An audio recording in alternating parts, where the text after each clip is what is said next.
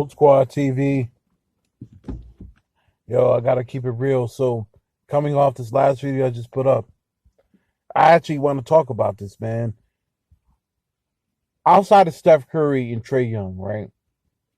Scattered outside of those two anomalies, are point guards overrated in the NBA? Outside of Steph Curry, who's won a title at point guard as the leading scorer?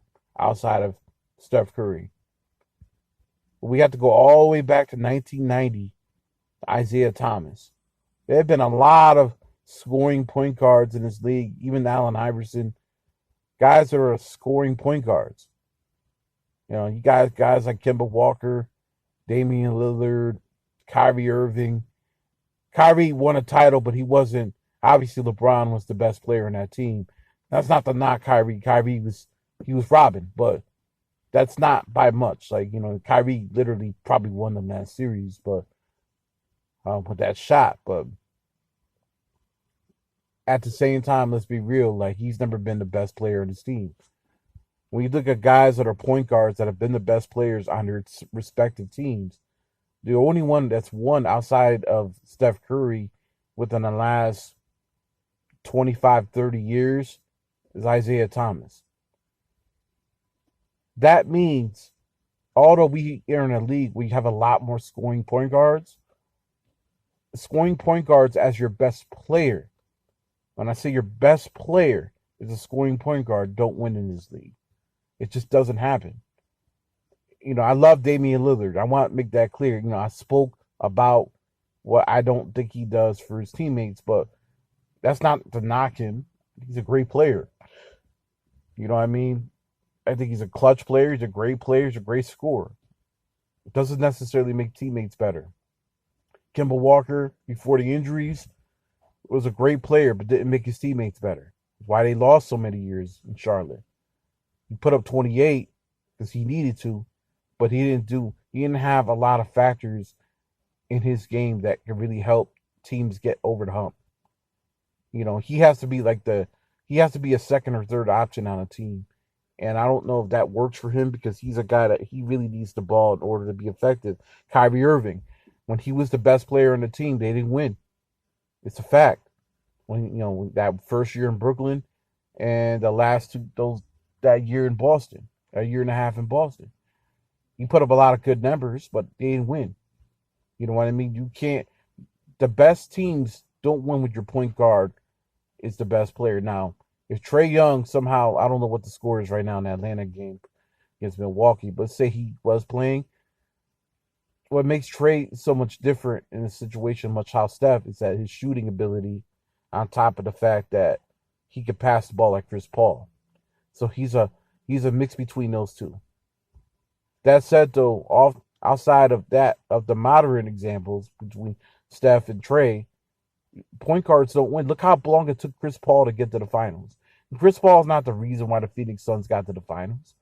You don't believe me? Look at all the games they won without Chris Paul.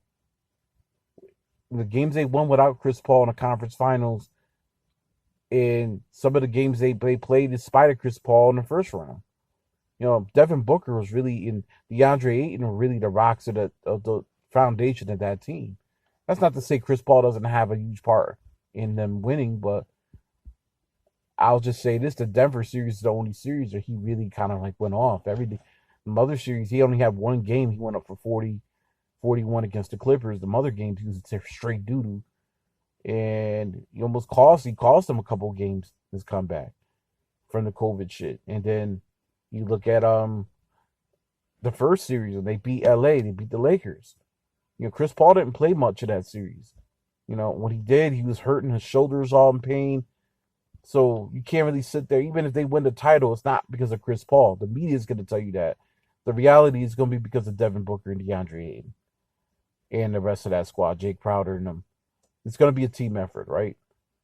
So for the most part, when we really get down to the nitty gritty, scoring point guards, whether it be Russell Westbrook, Kyrie Irving, Kemba Walker, Damian Lillard, they put up a lot of great numbers. They just don't win in this league.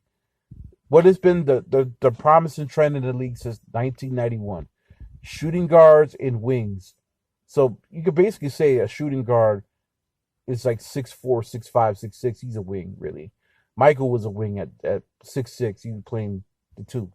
You know what I mean? Jaylen Brown, 6'6", 6'7".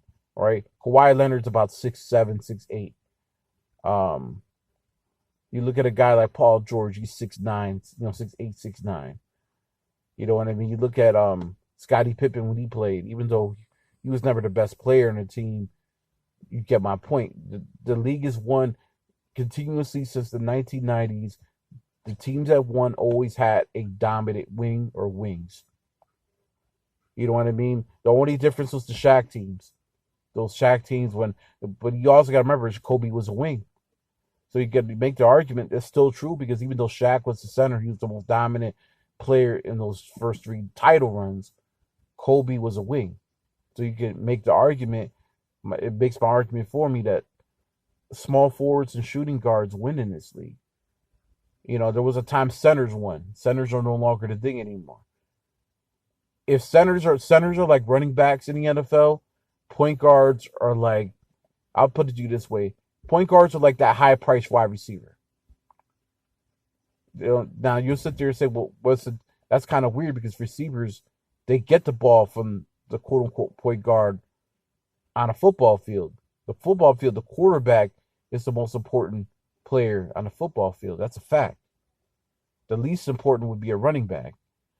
But the most important is definitely the quarterback, right? The receiver, as great as a receiver can't make up for a lot of other team errors.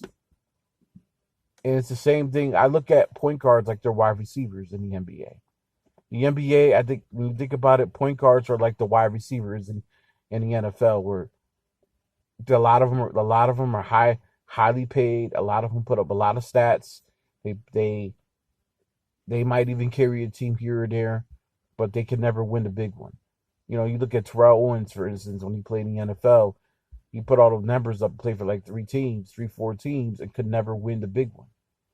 He balled out in the title game in the Super Bowl, but on one leg, but you know, he didn't win it. You know what I'm saying? So Randy Moss played, he balled out, put a bunch of numbers, didn't win it. I compare like a Randy Moss in football would be kind of like how Russell Westbrook is in the NBA, where puts up all these numbers, but he'll never win anything unless he plays with another star. You know what I mean? So that's my synopsis. I think my point of this video is to pretty much point out that point guards are the wide receivers in the NBA. They're like wide receivers. You can't build teams around your point guard. They could be your second best or third best player. For outside of Steph Curry and Trae Young, those 2 anomalies right there.